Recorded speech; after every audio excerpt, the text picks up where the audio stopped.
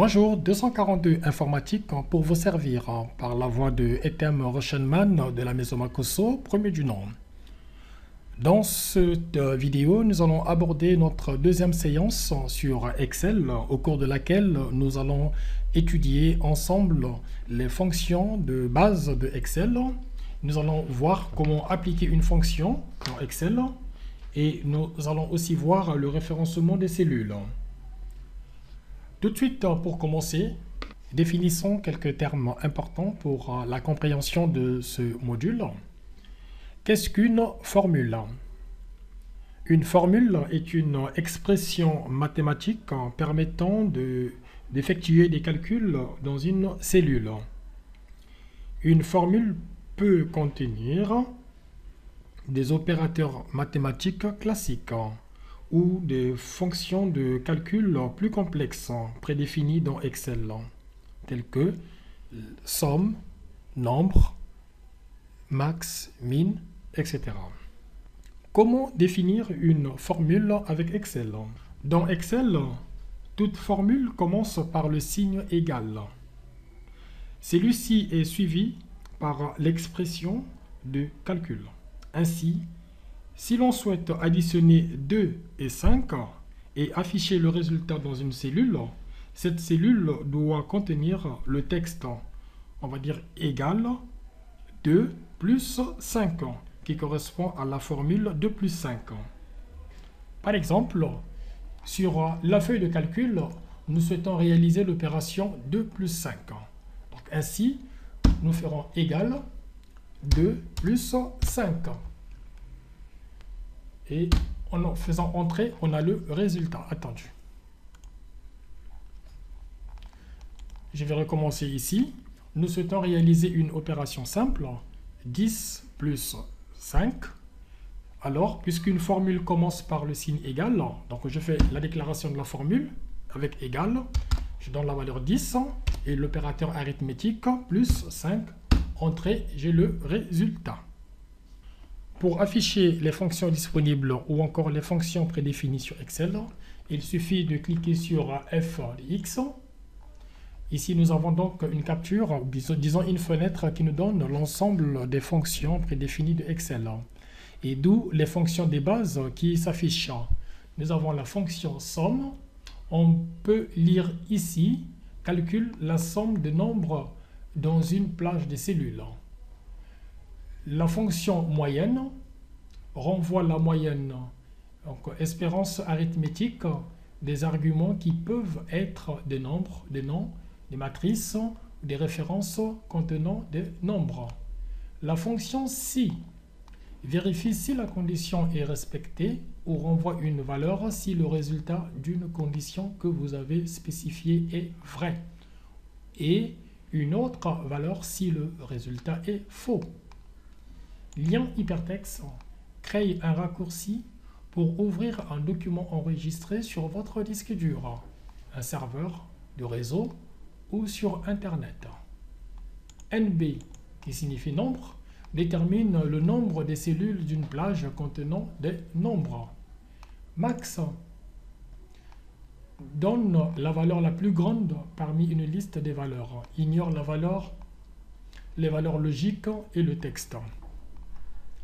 Sin renvoie le sinus de nombre.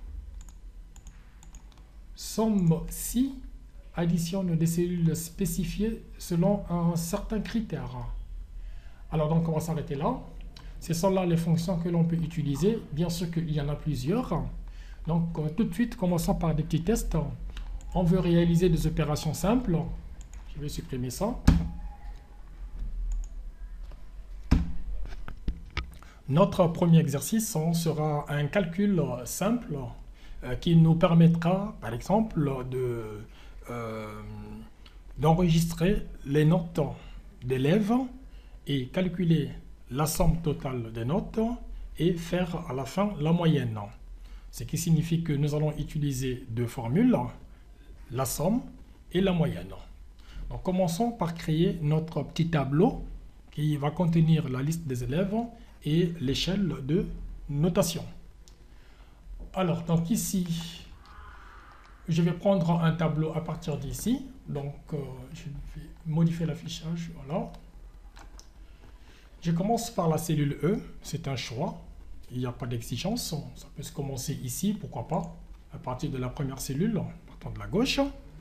Alors, donc ici, j'aurai par exemple le nom des élèves. Donc, on va écrire élève.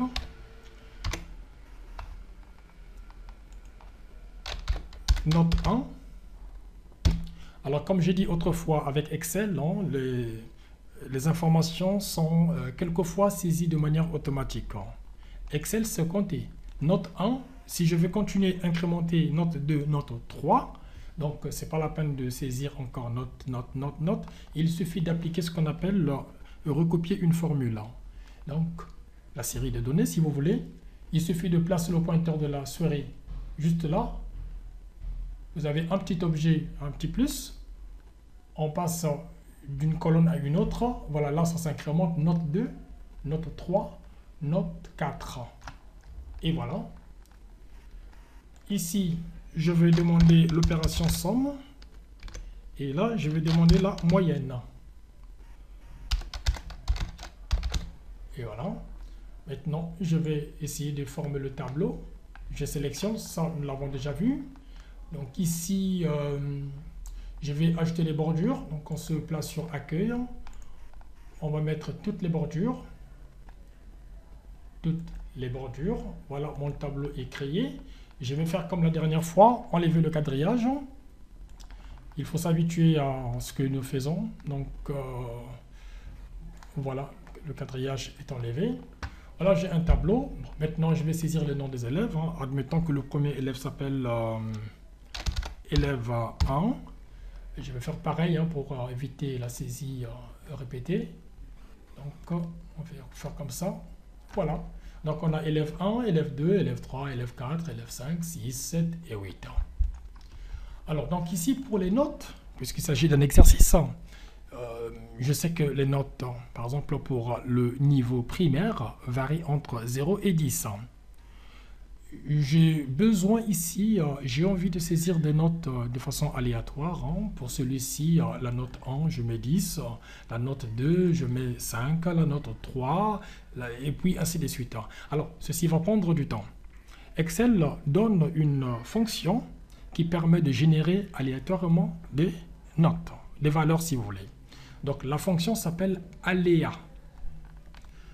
Donc, on va faire ceci. On va déclarer la fonction aléa, donc toujours égale. N'oubliez pas que les calculs sur Excel sont déclarés par le signe égal. Donc, égal aléa. Il y a aléa et aléa entre bornes. Pourquoi aléa entre bornes? Parce que je vais définir la valeur minimale et la valeur maximale. Donc, je clique sur aléa entre bornes. Voilà, ici, Excel me dit il faut définir la valeur minimale. Pour moi, c'est 0. Après, le séparateur, c'est le point virgule. Et la valeur max, c'est 10. Ce qui signifie que les notes que j'aurai dans cette plage, dans ce tableau, vont varier entre 0 et 10. Je fais entrer et du coup, la fonction me donne la valeur 0. Maintenant, je vais faire ce qu'on appelle recopier une formule.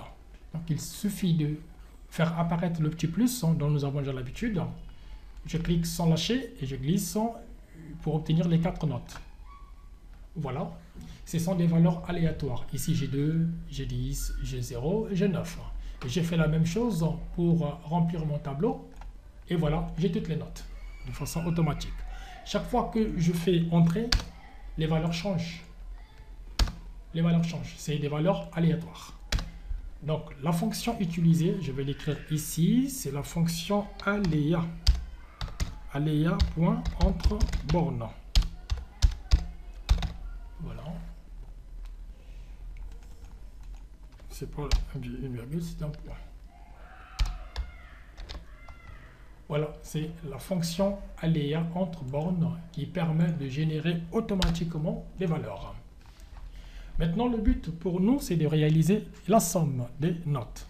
Alors, nous voulons faire ici la somme des 4 notes. De manière plus simple, on peut faire ceci.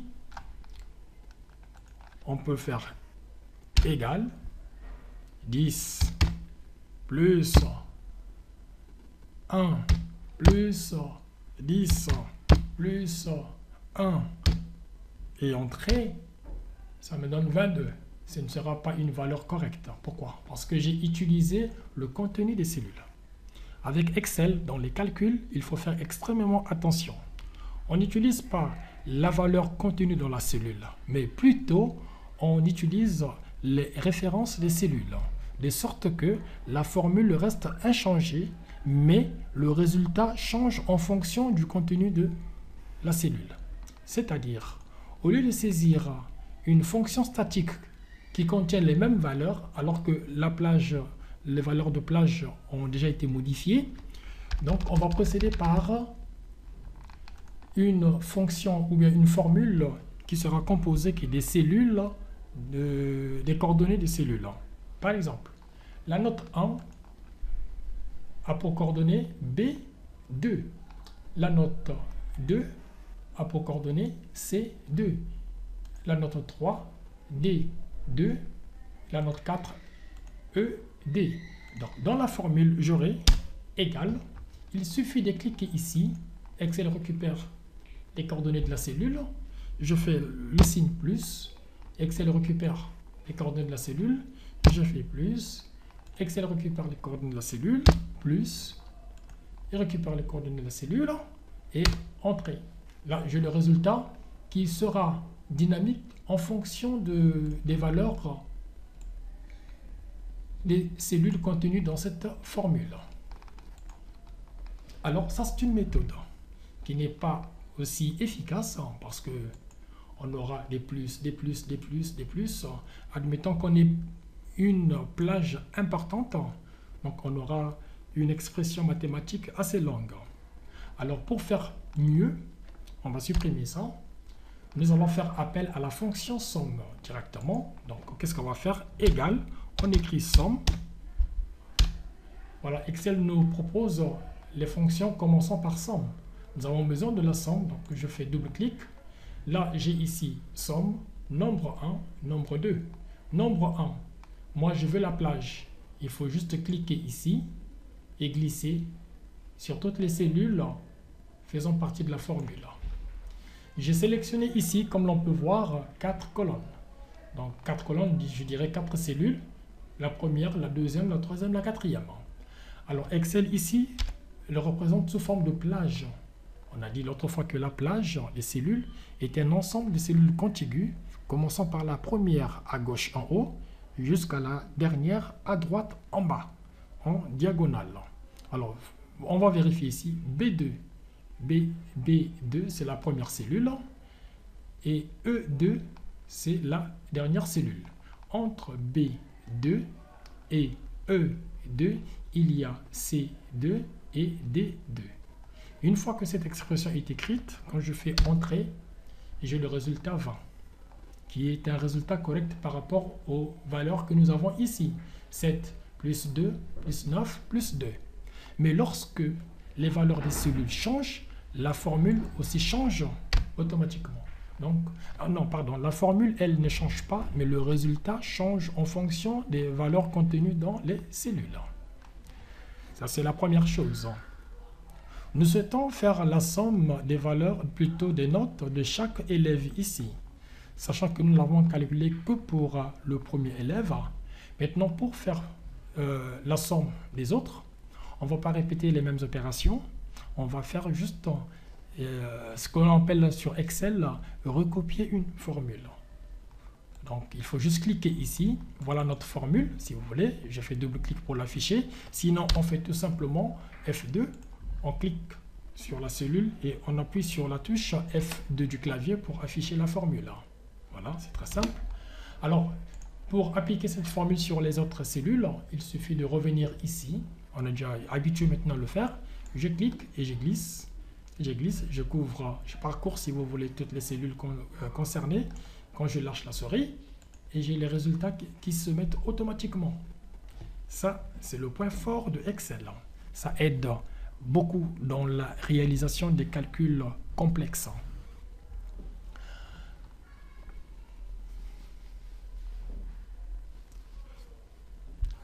Voilà donc, on vient de réaliser la somme des notes. Maintenant, nous allons vérifier la moyenne. Bon, avant de faire la moyenne, il y a une vérification à faire aussi. Comment on peut justifier que ce résultat que nous avons ici soit vraiment correct? Si on fait 1 plus 7, ça nous donne combien? 8. 8 plus 8, 16. 16 plus 7, 23. Ici, nous avons 2 plus 9 qui nous donne 11. 11 plus 6, 17. 17 plus 9, 26. Mais qu'est-ce qui s'est passé? Revenons à la première cellule où nous avons défini notre formule. Ce résultat que nous avons ici, ce résultat 14, c'est la somme de la plage allant de B2 à E2. Mais par contre, le 28 ici, c'est la somme des valeurs contenues dans la plage allant de B3 à E3. C'est ce que nous avons ici. Et je prends le dernier. Nous avons ici somme B9. B9 correspond à cette colonne et la ligne 9 jusqu'à E9. E et 9. Donc, lorsque je recopie une formule, Excel va aligner les coordonnées des cellules correspondantes qui font partie de la formule.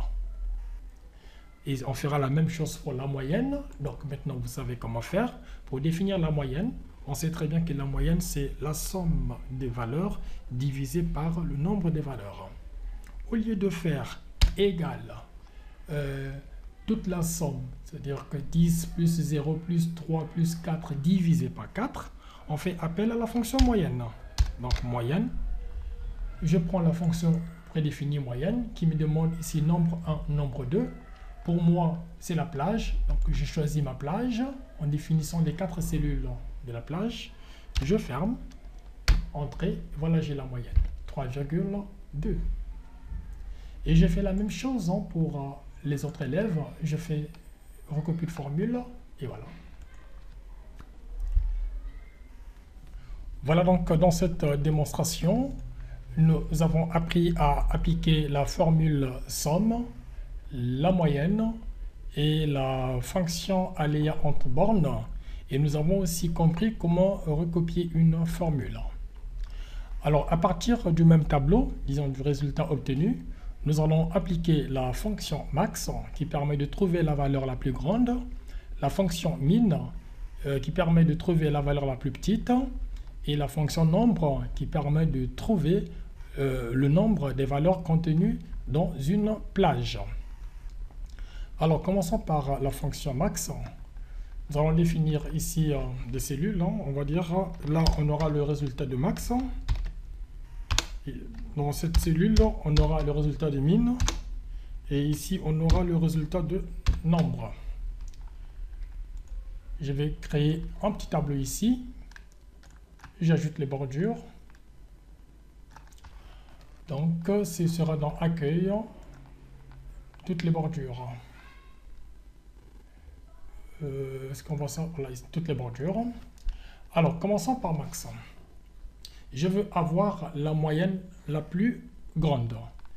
Donc, je veux que le résultat s'affiche ici. Je fais égal max. Je fais appel à la fonction max. Alors, il me demande nombre 1 et nombre 2. Je veux tirer la valeur la plus grande dans cette plage. Quand je ferme la parenthèse, je fais entrer. J'ai 6,75. On peut vérifier ici. 6,75, c'est la valeur la plus grande. Ici, je vais ressortir la valeur la plus faible, donc égal min. Je prends la fonction min, je sélectionne ma plage, je ferme la parenthèse, entrée, j'ai la valeur la plus faible qui est 4,75 dans la plage de moyenne. Ici, j'ai besoin de ressortir le nombre des valeurs contenues dans la plage de moyenne, par exemple. Donc je fais égal nombre NB. Je prends ma plage. Entrée, j'ai 8. Pourquoi 8? Parce que nous avons 8 résultats dans enfin, 8 valeurs contenues dans la plage de moyenne. On peut le compter. 1, 2, 3, 4, 5, 6, 7 et 8. Voilà l'utilisation de ces fonctions, max, min et nombre. Voilà, maintenant nous abordons un autre terme dit référence absolue et référence logique. Non, pardon, relative. Commençons par les références absolues.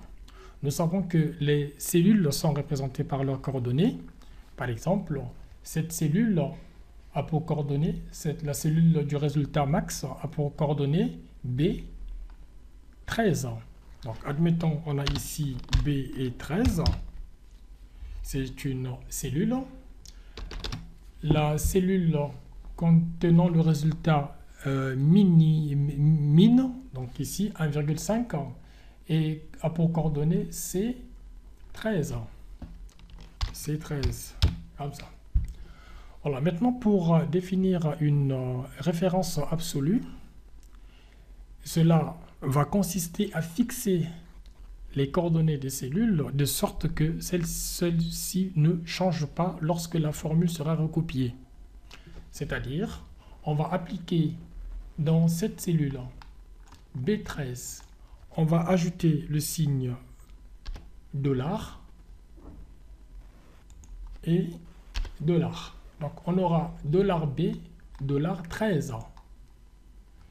Ce qui signifie que cette cellule, les coordonnées de cette cellule sont absolues. Mais lorsqu'une cellule est présentée par des coordonnées normales, des références qui sont normales, c'est-à-dire la colonne et le numéro de la ligne, on dit que cette cellule est relative. Alors, pourquoi absolue et pourquoi relative? Lorsque nous aurons besoin de créer, par exemple, des applications de facturation, on aura besoin d'appliquer la TVA sur chaque produit acheté, sachant que la TVA reste inchangée quel que soit le produit. Donc, la valeur de la TVA sera inscrite dans une cellule en coordonnées absolues, de sorte que lorsqu'elle s'applique sur l'ensemble des produits, la valeur de la TVA reste inchangée. Je vais expliquer ça par une petite démonstration. Donc, on va enlever ça. Alors, dans notre tableau ici, admettons que on va ajouter quelque chose qui n'existe pas vraiment. On va ajouter une coefficient sur la moyenne. On va dire que pour chaque élève, on va ajouter une coefficient de 2 par exemple. Alors moi, la coefficient, je vais la mettre ici. Je vais choisir une cellule. Coefficient, on va mettre 2. Je vais mettre en couleur pour faire la différence. Voilà, j'ai mis en jaune. Alors, je veux plutôt appliquer plus 2 dans l'ensemble de moyenne, disons que dans la plage, dans toute la plage de moyenne. Alors, sachant que ici, les coordonnées de cette cellule, c'est F et 12, donc ici, si je fais moyenne, par exemple, je vais faire plus 2, donc je prends cette valeur, F2, et je le mets en valeur absolue, comme ça.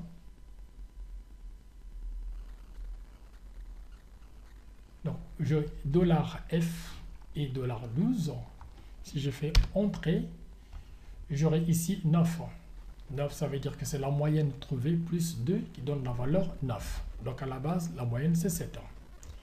Alors, on va vérifier d'abord la formule, comment elle se présente. F2, plutôt ici.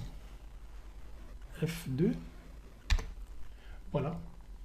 Donc, j'ai ajouté à la moyenne la valeur 2. Même la cellule, elle est sélectionnée. Maintenant, je vais recopier cette formule. C'est là qu'on va remarquer la différence. Donc, on va faire la même chose, recopier une formule. Bien. Alors, regardons ici. Nous savons que ici, on a ajouté la valeur comprise dans la cellule F est 12, mais en valeur absolue. Ça veut dire que ces coordonnées ne vont pas changer partout où la formule sera appliquée. Donc ici, lorsque je veux faire F2, j'aurai toujours F12 en valeur absolue. Donc $F12, $12. Donc je fais échappe. Ici, pareil. Toujours même coordonnées. Ici également, même coordonnées. Même coordonnées. Même coordonnées. Là aussi, on va remarquer toujours que c'est la même chose et la même chose. Alors, c'est tout ce qu'il faut savoir sur les coordonnées absolues ou références absolues. C'est une cellule qui contient une valeur unique qui s'applique sur plusieurs formules. Mais si la valeur n'est pas, les coordonnées ne sont pas fixées, c'est-à-dire qu'elles ne sont pas absolues, donc elles sont relatives. Et lorsqu'elles sont relatives, elles changent chaque fois que je passe d'une colonne à une autre ou d'une ligne à une autre. Par exemple, si j'ai détruit ces coordonnées au lieu de qu'elles soient en absolu, je la transforme en relative, donc des références normales. Je reprends.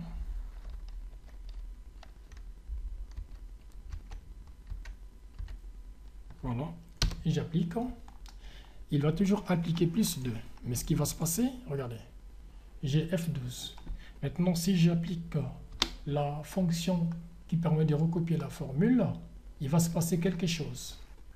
J'aurai des erreurs. Alors, on va voir ici, F12, ça c'est bien. F13, voilà. F13, il nous ramène ici, sachant que ici nous n'avons aucune valeur. Dans le 13, il n'y a aucune valeur. On va prendre celle-là. Il nous ramène ici à F14. On prend le dernier. Qu'est-ce qu'il nous donne? Voilà, F19. Voilà, on est ici. À 19, il n'y a pas de valeur. Donc, il faut faire extrêmement attention. Lorsqu'il le faut, il faut effectivement transformer les coordonnées relatives en coordonnées ou en références absolues. Maintenant, on va rétablir les choses de façon normale. Donc, alors, pour transformer les coordonnées d'une cellule en référence absolue, il suffit de cliquer sur la référence concernée et appuyer sur F4. Et voilà. On fait entrer pour valider. Maintenant, je vais recopier la formule pour appliquer la même valeur sur tout le résultat. Et si je vérifie par exemple ici, et voilà, j'ai toujours la même cellule qui est appelée dans la formule. Et voilà. Voilà, j'espère que c'est clair pour les références absolues et références relatives. C'est très important, surtout dans le domaine de facturation. Voilà, c'est ici que se termine cette petite démonstration dans laquelle nous avons pu utiliser la fonction somme, moyenne, aléa entre bornes. On a aussi vu comment recopier une formule. On a appliqué les fonctions max, min, nombre. Et on a aussi traité les références absolues et relatives. Dans la séance prochaine, nous aborderons encore un côté très important de Excel, qui est tout simplement les fonctions logiques. Donc on va utiliser les opérateurs logiques, le et, le ou, le non, etc. Tout ce que vous savez. Et donc pour aujourd'hui, je vous remercie. En mon nom personnel, Etem Rochenman de la maison Makosso, et au nom du groupe 242 Informatique, je vous souhaite une très bonne continuation.